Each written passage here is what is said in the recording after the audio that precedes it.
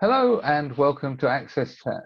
Today it's just me from the AXSChat team because Deborah's out celebrating her wedding anniversary. Have a great day off, Deborah, and Antonio is working.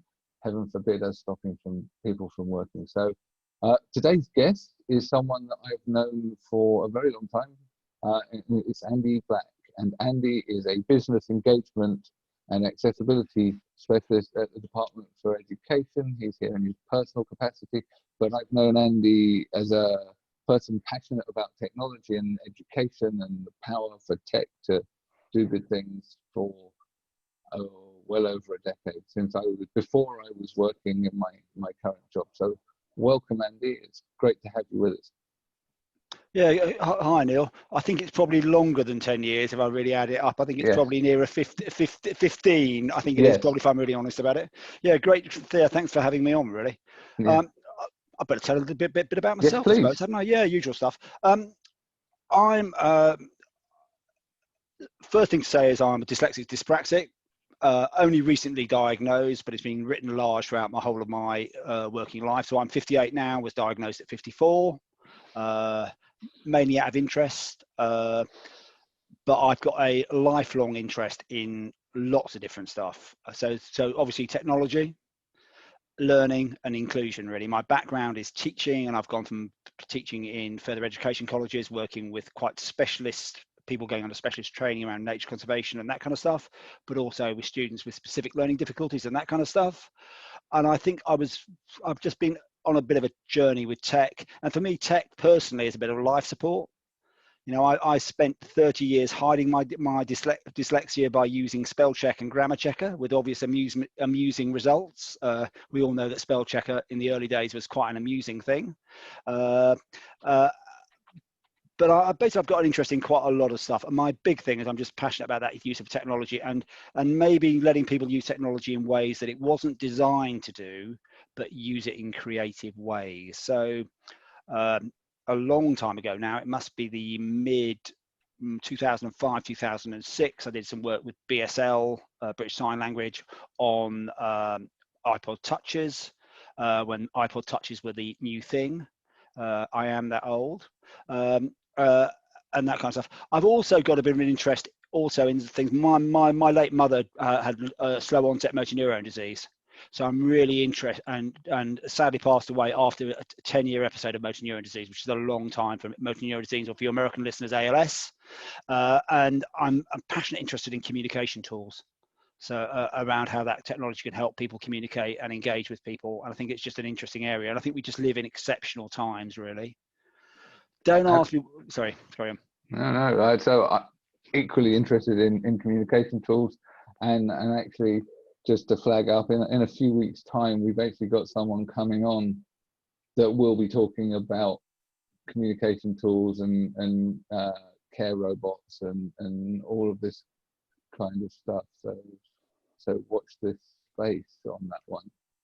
Yeah, so I did a lot of work in the early days with mobile phones and working with primarily with deaf learners around. I had the most amazing experience one of the most amazing experiences of my life of being away with a party of students that were deaf, who started the way they were using SMS to communicate. Do anybody on the call remember SMS? It's an old technology now, but it was the one thing that really lit my bonfire. And I did some very early work on basically integrating various what were, I don't know what you call them, timetabling platforms, I suppose, to text students what we thought we did initially for deaf students, to say when room changes, because if you turn up for a room and somebody's told you about it and you miss the message or whatever, you aren't able to lip read, or it's in a very noisy environment.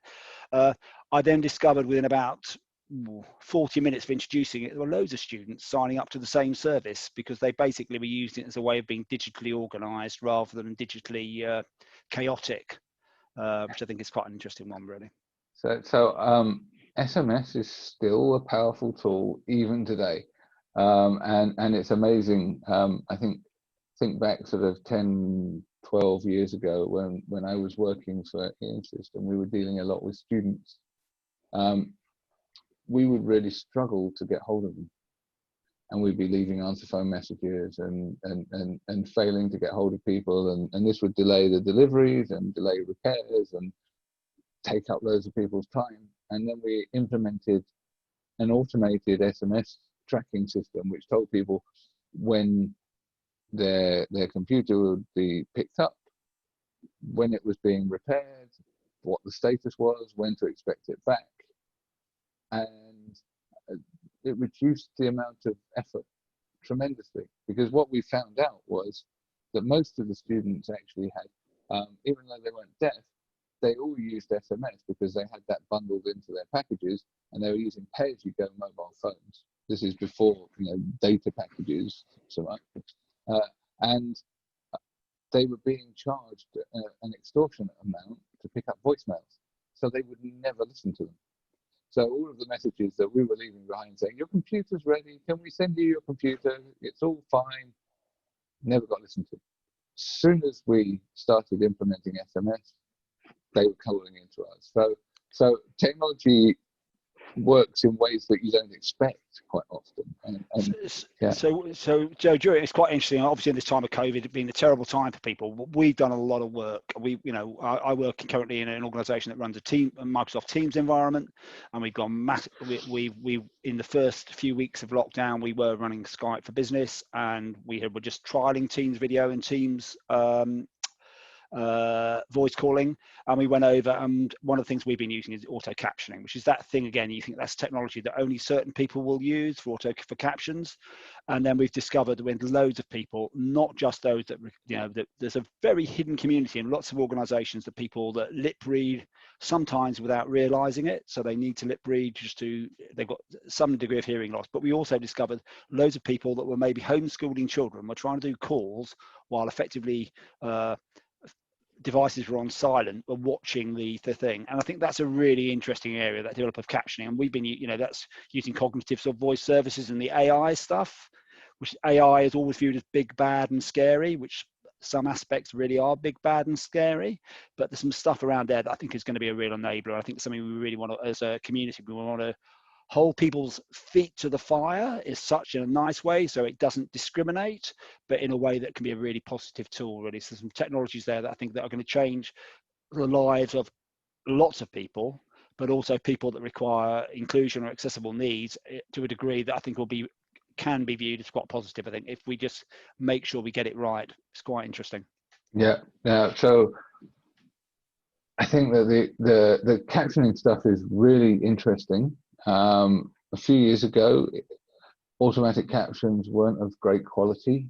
What we've seen is that the quality has improved dramatically, and that the acceleration of that improvement has increased during COVID, because what we're seeing is all of these large companies, whether it be Microsoft or Google or for that matter, Teams using plugins, Zoom using plugins.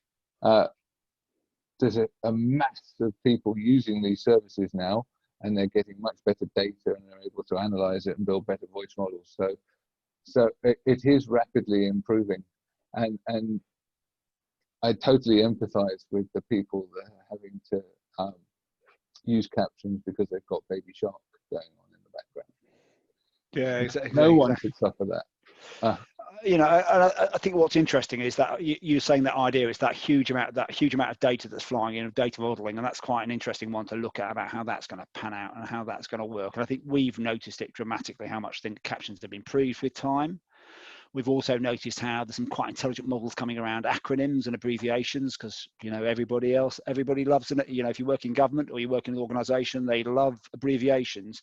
We've noticed some really quite interesting work going around. So if you use a particular abbreviation regularly, it'll pick it up and that kind of stuff. But I think there's a lot more to work in that area. And I think the other thing that we've started to use quite a lot is, again, with video, the idea of just using blurred backgrounds and stuff. And I think that's remarkable, really. And that's an interesting one from an inclusion point of view. That's two different levels of inclusion. If you want a simple background because it helps you lip read, that's absolutely fine. But if you want to hide somebody from reading the password written on the back of your wall on the whiteboard, or critically look at your books behind you, and comment on your choice of books or your choice of wallpaper. It's just a choice, really. Yeah. No, I think it's rapidly changing tech. That said, there is still something to be said for, you know, face-to-face contact. I know that I've found being on 10, 12 hours of Zoom calls and Teams calls and various different video calls day in, day out is actually quite wearing. Yeah, there's been quite a lot of, as you know, Neil, there's been quite a lot of work on that, really, because I think lots of things, because people just don't put in gaps, and people don't allow to put in gaps, which is one. And also, I think the whole way that the internet, the internet, that's a terrible phrase, but the way the network of compresses audio and changes audio around, and the fact there is a slight delay on lips and voice, I think it is just really tiring. That I really noticed Zoom fatigue, and we've developed some quite strong protocols in my team that work very closely with the teams, of saying, if you want your video on, have it on with somebody you don't know for the first time for a few minutes, or if it's somebody you know really well, if you don't need your video, don't turn it on. I think it is definitely more tiring to do a video call than it is to do a voice call. And that's me speaking personally. Maybe I'm wrong, but I don't know. That's how I feel personally. So I tend to agree with you. I will turn video on for presentations, for things like this, for initial meets, and then if it's people I know well, quite often I won't, because we know each other. We can pick up the sort of nuances in each other's voice. I'm interested to think about some of the stuff from an education point of view. We've obviously talked about people working from home, but the shift to education from home, I think, is probably even more extreme, in that wasn't something that was happening before. There was already a flexible working movement. What are the things that you've observed over the last few months in terms of innovation and accessibility, and to a certain extent lack of it in education? I think what's really interesting is the fact that anybody that's working with young people or older people, be in a learning context or a youth context, I'm massively involved with working with young people outside of work, so scouts, outdoors activities. If you look at my bio on the web, you'll find that kind of stuff. I think there's been some really innovative stuff gone on. I think there's also been some stuff that has always gone on of trying to reproduce what you do in a classroom via paper packs or whatever online. But I think on the whole, I think what people have realized, and I've had some training myself, and this is speaking from a learning development point of view. I recently attended a training session where somebody tried to recreate a 9 to 5 face-to-face training session on a 9 to 5 online session. And if you want to try that as an experience, I don't recommend it, because even with breaks, that is just exhausting, and it just doesn't work, to be honest. So I think what is interesting, the fact is, and we've seen it with our own my own team and my own staff, is we've forgotten the fact is that broadband at home might be great for one person to use broadband, but if you get multiple people using the same broadband in the same place, you get you get a deterioration in quality. I have got to say, I'm pretty amazed at how well the UK networks have stood up to traffic. I'm not saying it's perfect, but if you look, I've only just seen the figures from looking at the growth of Teams calls or the use of Skype or whatever, and it's in the first few weeks of lockdown, it was 700-800% or more. And I think what's interesting is I think we've got a thing about, and I as you know, I started in the world of asynchronous learning, so online learning that was a bit asynchronous. So going back to, I want to say news groups, but I'm not that old really. Well, I am actually, but asynchronous chats, so posting up an idea and people corresponding, a bit like you and I use Twitter, really. Yes. We use Twitter. You put a question up, you'll go away, get on with your life, come back to it. I think there's something about how we use online tools in an asynchronous manner, which sounds like almost an anachronism, doesn't it, really, when we're thinking about being online all the time. But I don't think it is. I think it's a way of just giving people content or ideas, getting to go away, go outside, maybe collect content via mobile phones and video or whatever, and then feeding it back in that way. And here's Antonio. It looks like he's managed to skive off in time. So welcome, Antonio. Hi, Antonio. Welcome. So I think the idea of, and I'm old enough to have used newsgroups too, of the fact that we're a global community as well means that some of that asynchronousness is still relevant, because otherwise you're going to be trying to do everything in real time across the globe. I've got an amusing story for you. I made the mistake of being a keen person, saw an interesting event. Oh, Jenny Leigh Flurry of Microsoft was speaking at an event, so I signed up at 7 p.m. Central Time, and then realised it was 1 a.m. in the morning. Yes. And at the time, they haven't yet said if they've recorded it, but I have gone back to them and said, "Oh, I'm sorry. I'm really sorry. I signed up, got a bit enthusiastic, and then realised it was 1 o'clock in the morning." And Yes, well, yeah, we have quite a lot of that in sort of global organisations where, especially sort of where we're sat in the middle. So we've got people in India, so that their days are starting early, and it can mean for a very long day, especially if you're dealing with West Coast of America as well, because the sort of, you just don't stop.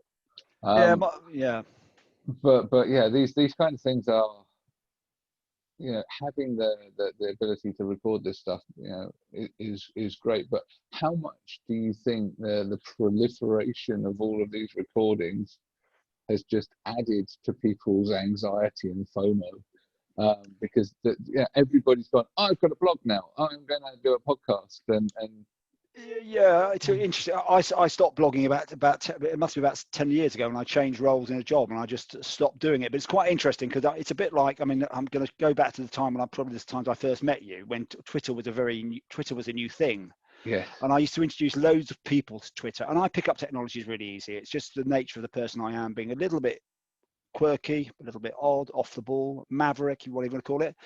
But Twitter was the one medium I looked at, and I didn't get it to start with. And I always said to everybody, give it 3, and then it took me 3 weeks to get it, and then I got it. And the analogy I use with Twitter, and it has helped me cope actually with this multiple threads in life, is somebody told me, and it's not original, so I'd love to credit them, but I can't. But they describe Twitter as a river.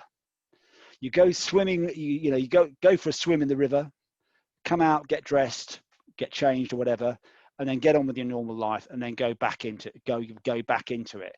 When you first look at Twitter, you assume that, if you're a person like myself, you want to read all of it. Yeah. It's a bit like those jokes of downloading the internet, I suppose, isn't it? Really, you describe it.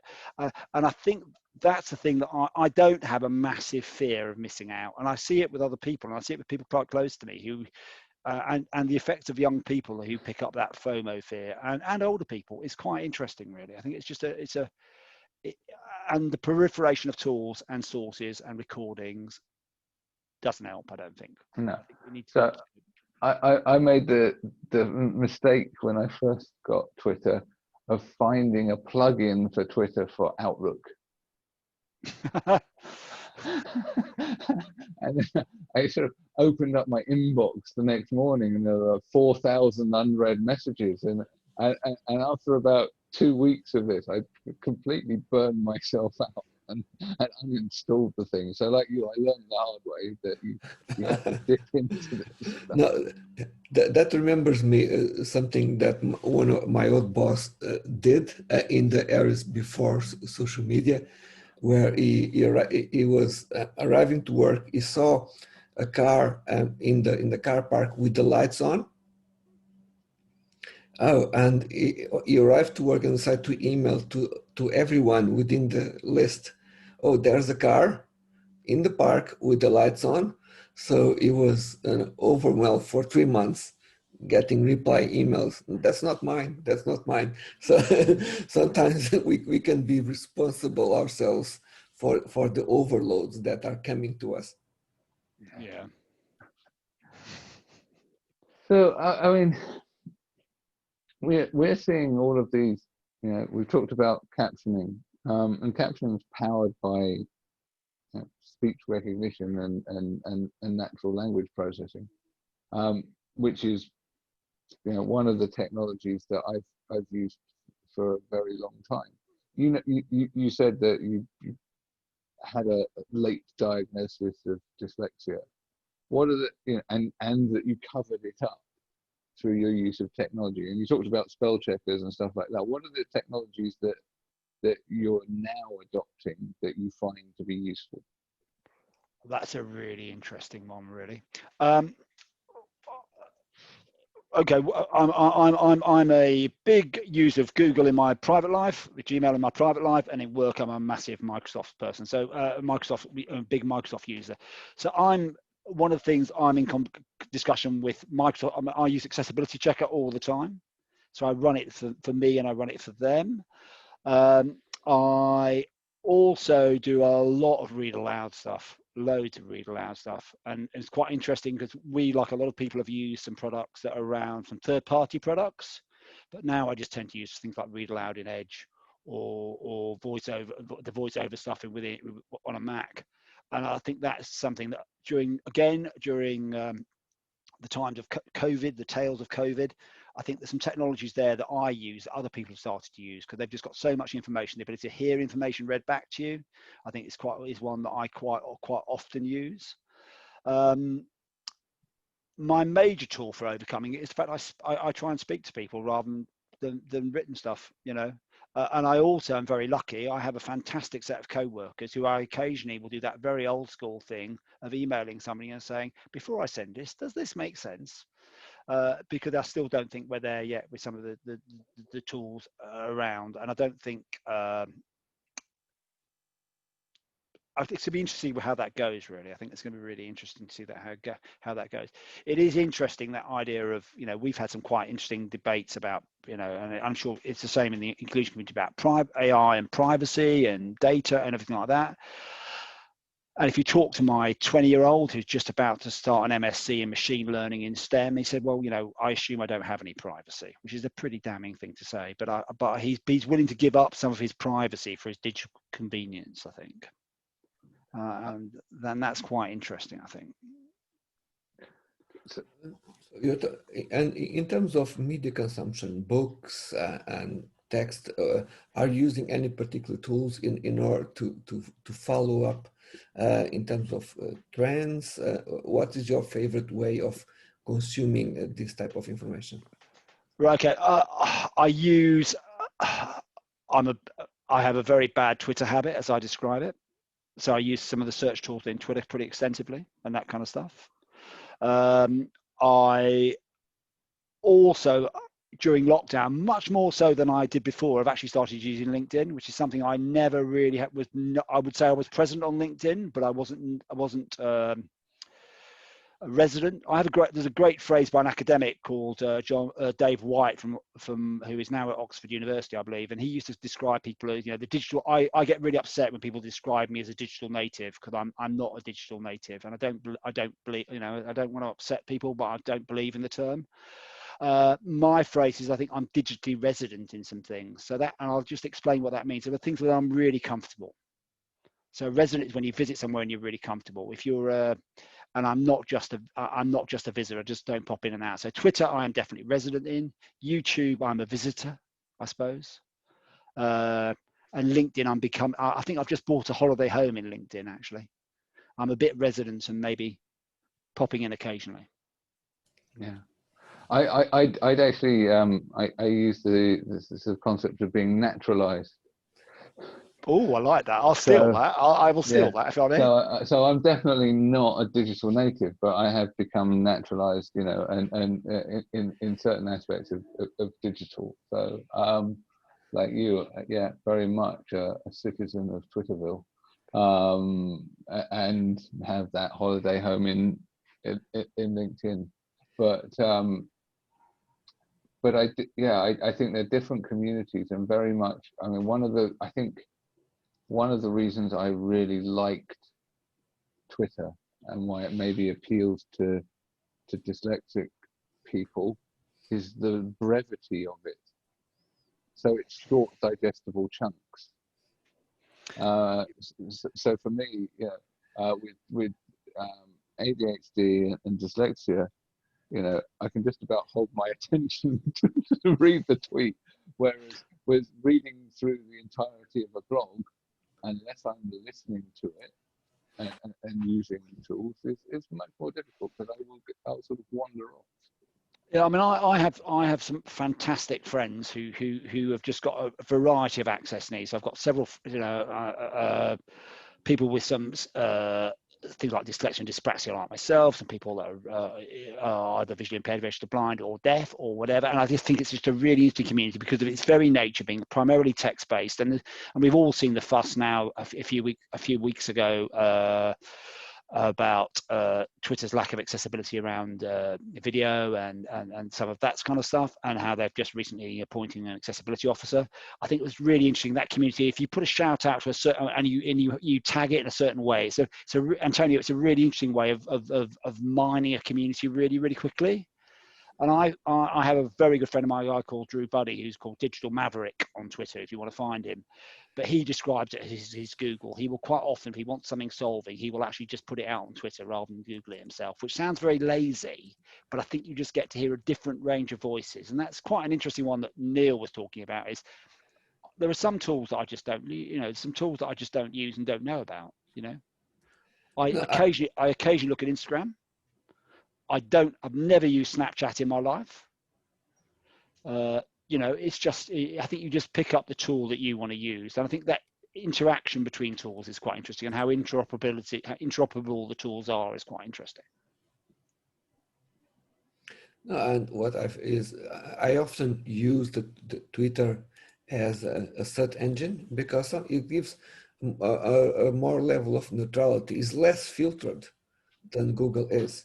So I will end up with a set of results that don't get that algorithm filter that it gets on Google. And on the other end, I end up looking at people who have a particular interest on that topic, that I might have an interest on connecting, or I might have an interest, okay, let me see what this individual has been sharing over the last 4 or 5 days. Maybe there's something that I might want to discover that I was not aware. The most fantastic one about that is just, things I wasn't aware. I've got a fantastic friend of mine, Adrian Higginbottom, who's Higgy on Twitter, who I discovered during lockdown had fell into the thing. I'm a bit of a baker in my spare time, so a bit of bread making, whatever. And like a lot of people, I started to do sourdough. It took too long, Neil, so I gave up, because it just takes too much time. So my wife started doing, but he's got a fantastic Twitter feed. He follows several people on Twitter with the hashtag baking blind, and it's people that are obviously blind and are baking, and it's just a fantastic community just to have a look at, dip into. And Adrian has an massive interest in technology, but he's also got an interest in baking, and that's just the eclectic nature of just things you find out through Twitter, I suppose, really. Yeah. And tandem cycling, if I remember rightly. It's tandem cycling. That's another one. Yes, exactly. Yeah. Yes. Yeah. So, I think it's an interesting thing about technology. And yes, there are the sort of generational communities, and the sort of the migration from one platform from another as generations abandon stuff as the older generations come onto it. So you get onto Facebook now, and the kids are like, I don't want to be on there because my parents, and now even grandparents, are on Facebook, and they've moved to TikTok and on Instagram and Snapchat. So that said, I do think that there is still that cross-pollination across the social networks that's important, and what we don't want to do is end up in segregated silos. And Antonio brings up a really interesting point about that algorithm filter, that whole filter about how you look at stuff. And even if you could compare it between search engines, and one of the things people used to think I had superpowers when I searched for stuff, because mainly because I can think of random things to put in a search box to link things together. Yes. You know, it's a bit like if you've lost the file on your PC, trying to think, well, what did I call it? And then just, and I think it's really interesting if you that filter, if you compare between a US, a UK based side of a certain search engine and an American one, or you go between the 2 or 3 major competitors, those differences in search are very marked actually. And I think that's a really interesting one from a perspective of just, are we increasing our field of knowledge, or are we somehow narrowing it? I think it's just a really interesting. I think it's going to be one of the interesting things to look at in the next few years, really. I've been in a kind of a pursuit for finding news in the technology space from other parts of the world. No, not because when we go basically to every site in the English language is frequently dominated by everything that happens in the United States.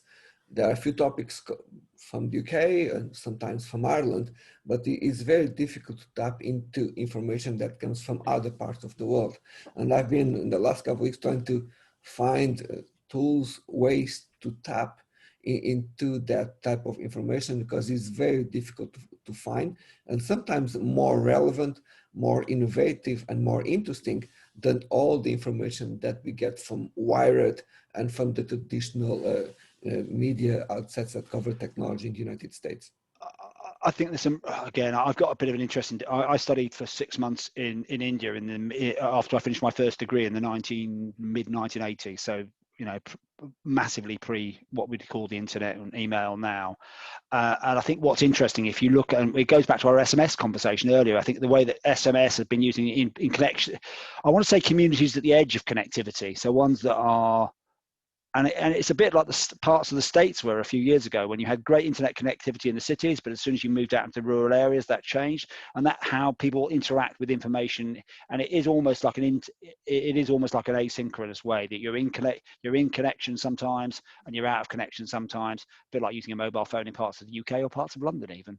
But I think that's just an interesting one. And I do think that innovation often happens at the edge, not the centre.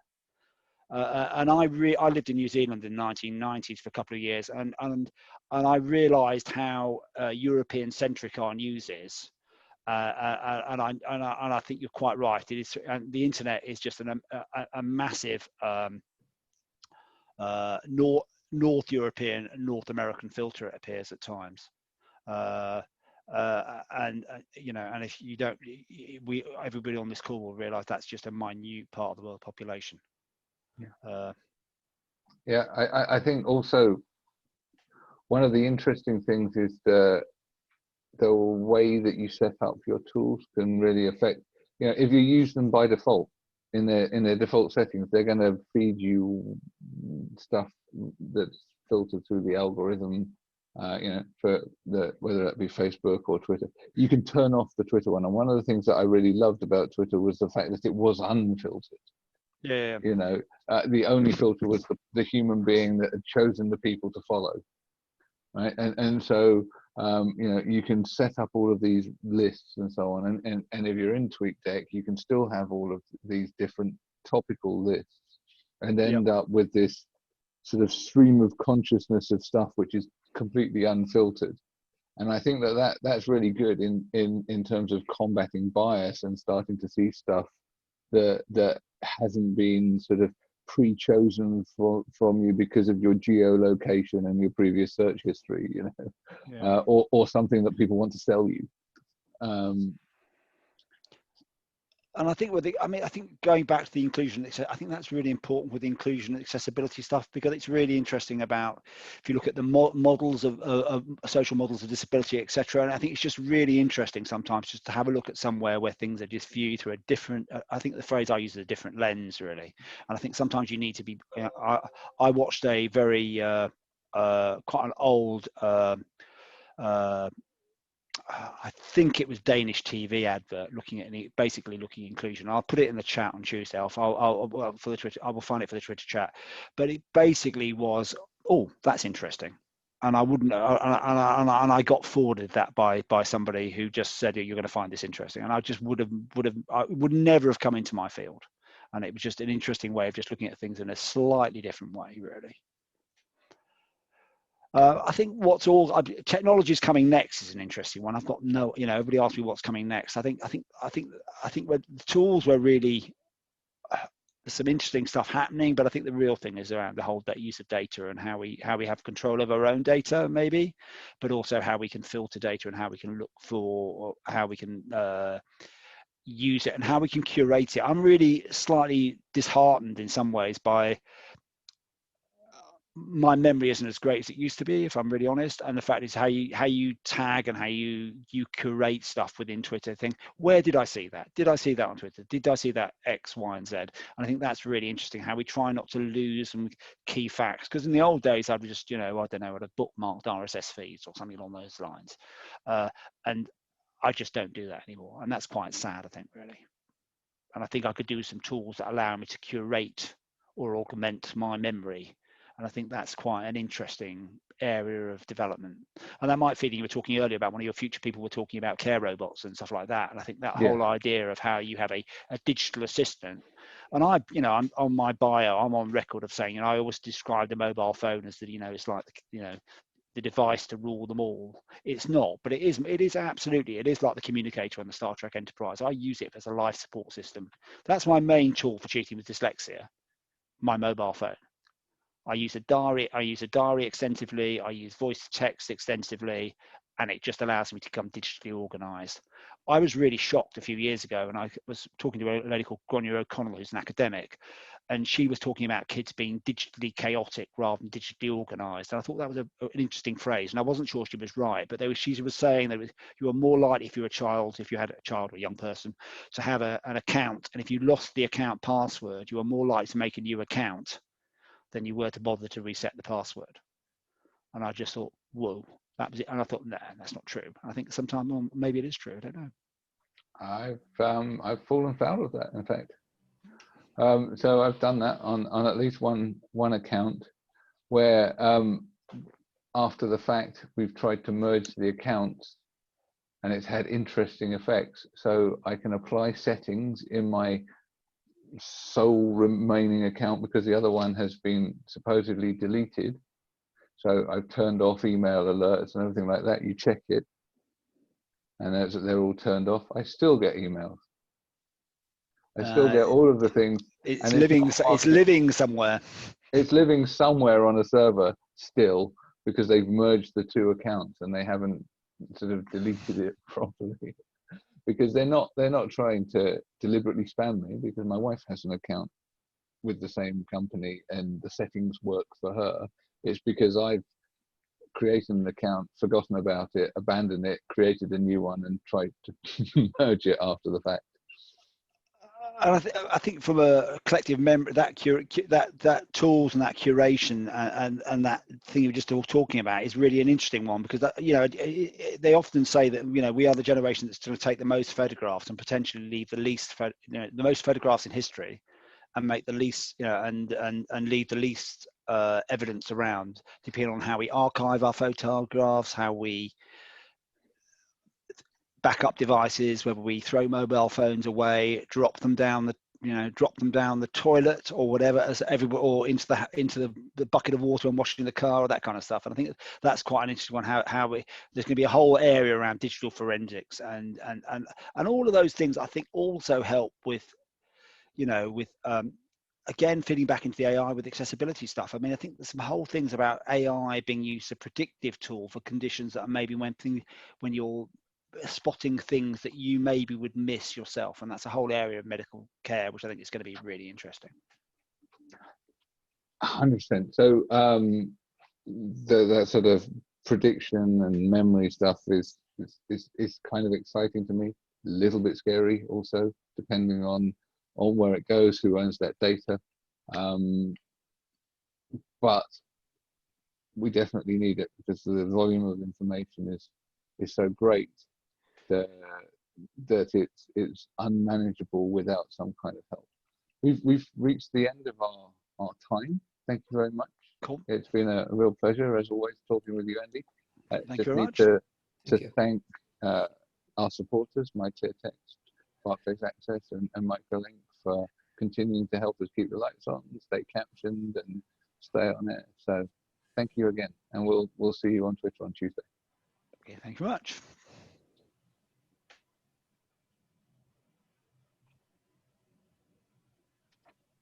That cool?